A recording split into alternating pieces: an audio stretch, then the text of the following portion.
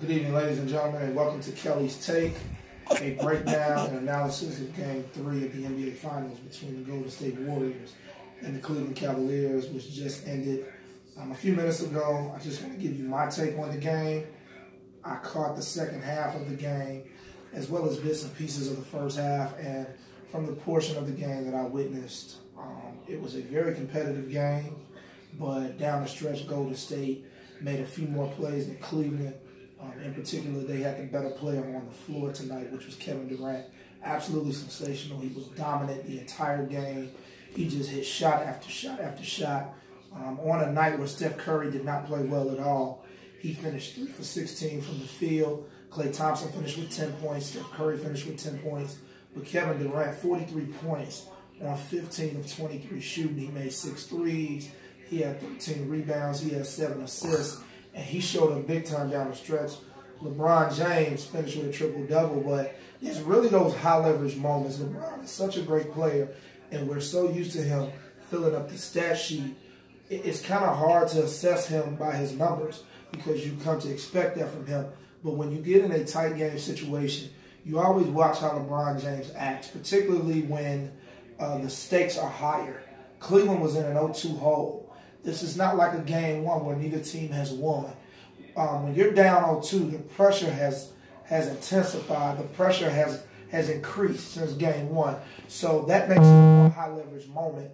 And I just see a trend and a pattern when LeBron James gets in those high-leverage moments, he tends to shy away. I thought that he put Kevin Love in some very tough situations, especially in those pick-and-roll switches. Golden State put LeBron and Kevin Love I'm following Daddy. And LeBron James switch. You know, they switch without hesitation. You know, bad enough, we're not really seeing either team try to fight through screens. They're doing a lot of switching. But LeBron James did not attempt to stay on Kevin Durant. He was just reluctant, and he was very willing to switch. And as a result, Kevin Durant absolutely torched Kevin Love. It wasn't just Kevin Love, though. It was every defender that Cleveland put in front of Kevin Durant. He was just on fire tonight. And this was the game that Cleveland had to win, with them being down 2-0 and with Steph Curry not shooting the ball well. I thought he made a very timely three. It was his only three of the night with about 3 minutes left.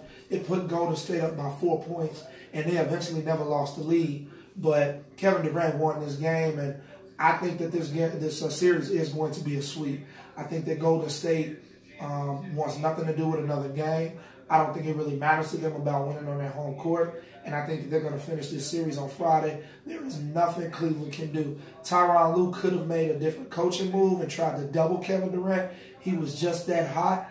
But ultimately, Cleveland is just not good enough to beat Golden State. Rodney Hood played well. Kevin Love played well. J.R. Smith came out hot. But LeBron James has to be he has to be Superman for them to even have a chance. And he didn't do that tonight. It's not about the stats. It's about what he did when the game was on the line. And he did not step up in the fourth quarter at all. He didn't at all. It was very, it was very contrary to what he did in game one. Very contrary. So my take is Golden State will close this thing out on Friday. They just have too many weapons.